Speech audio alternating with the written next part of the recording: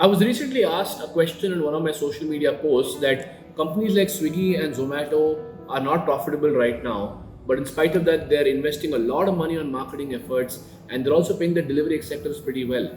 And this person wants to start a new food business of their own. And the question they asked me was that, what is keeping all this in mind? What should be the aim of my business and what's my next step?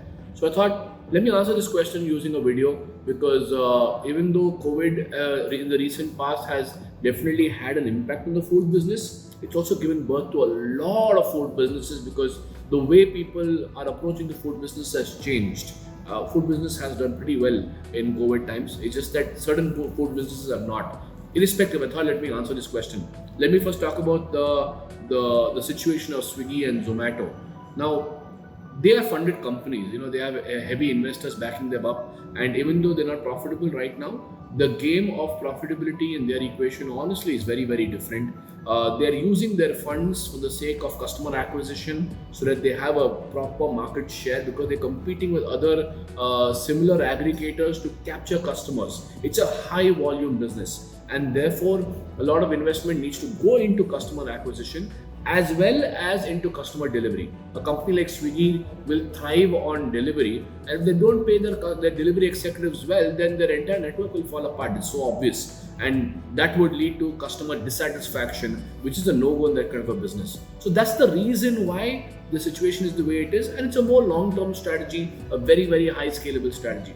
On that note, if you want to start a new food business, first of all, please don't compare yourself to Swiggy or Zomato. You're not a Swiggy or a Zomato right now, and the focus area is completely different. So don't compare yourself. What should be your aim? Like the question was asked. Uh, I'm going to share with you my experiences because I've been a food entrepreneur in the past also. I scaled up my business to 4 branches in Bangalore, fast food to be specific, and I've done things right. I've made a lot of mistakes too, and I want to share what about the answer to this question based on my experiences. I think when you're starting off your food business, the aim should be, if it is not only delivery centric and it is footfall centric, never compromise on the location because your location is your real estate. Your location is like having exclusive marketing and positioning. And if by compromising on that, hoping that people will go through the gullies and find your way and find their way to your restaurant, it's never going to happen. If you're new and you don't have a brand and you want to build a brand, you got to be visible, you got to be out there, and you got to ensure that it's easy for people to spot you. So never compromise on that. Number two, I think your aim should be to become profitable as much as possible. It's not about the revenues you earn. It's not about the kind of customers you're able to service, but how soon can you be profitable in a manner where even though it's not a healthy margin, it's not a exorbitant margin, but it's a healthy margin. It helps you to rotate. You're not in a situation where you need to borrow money because you don't have enough money to pay your staff salaries or to pay your rent on a month-to-month basis because 1 month your business was low. A lot of people struggled in the food business during COVID because of this situation, right? So make sure that you are achieving profitability, and achieving profitability is a function of how you go to market. I've seen this a lot in food entrepreneurs. They don't invest a lot in marketing, and even if they do, they invest in baseless marketing, which is not going to help them to get into brand building and consistent footfall. Your marketing activity is consistent. It's a consumer-based business, which means that you can never stop marketing. So the more you do it, it's still not enough. You got to market. So that's the second aim of your business, to become profitable. And another aim of your business to become profitable is to make sure that you control your costs. It's very easy in a food business to waver away costs in operations specifically in the name of customer satisfaction or quality or look and feel. But after a period of time, it becomes wasted effort because inevitably in a food business, you will constantly be reinventing yourself. So make sure that you're controlling costs to become profitable.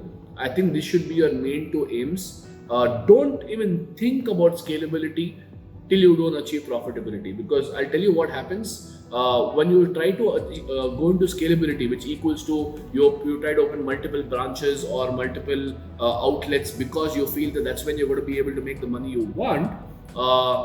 It'll actually backfire if one of those branches don't work well, because that branch will eat up into the profitability of other branches, and then the pressure is so high because the overheads become so high that it leads to you closing down the business. And I've seen this happening too many times. And I'm talking about if you're looking at entering just a food business where it's only about food.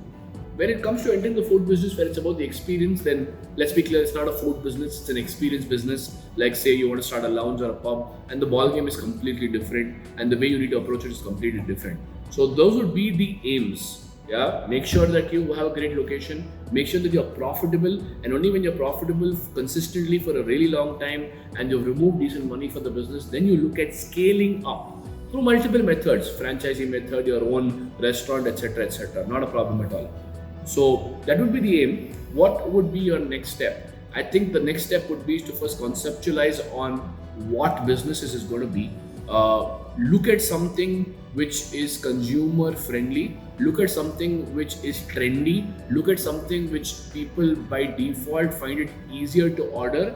The big mistake which a lot of food entrepreneurs do is that they try to come up with something which is new and different, but that doesn't necessarily work all the time. You can come up with something which is new and different, but don't base your entire concept on that, because people hesitate to try something different when it comes to food unless and until they're a foodie. Yeah, but your business is going to work on rotation, your business is going to work on turnover. So look at a concept which is already acceptable, or food which is already acceptable for a consumer, because that's when you'll do a rotation. Classic example, a regular small chai wala or coffee wala on the road it's almost very difficult for them to go out of business, and you'll be surprised to see how much money they make in comparison to even fast food restaurants on the road.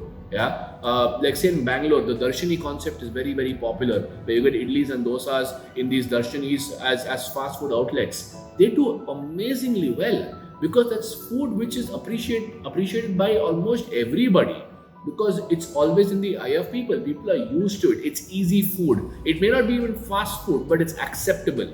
But the more different you become, I think the more difficult it becomes, unless or until you are able to really spend money and shove it in your customers' face that this is something they should try, then also they will not try. So that would be, I would say, your next step. Work on the concept which is more acceptable by your consumer base, which is more accessible also by your consumer base, so that you can scale up and earn profits faster. So that would be my few cents on how to approach the food business based on my experiences of being a food entrepreneur in the past. And if you have more questions about that, please share your questions to me, DM me. I'm more than happy to answer your questions. I work with a lot of food entrepreneurs to help them scale up. So I have a fair amount of insight into what needs to be done. And in the meanwhile, I'll see you in my next video.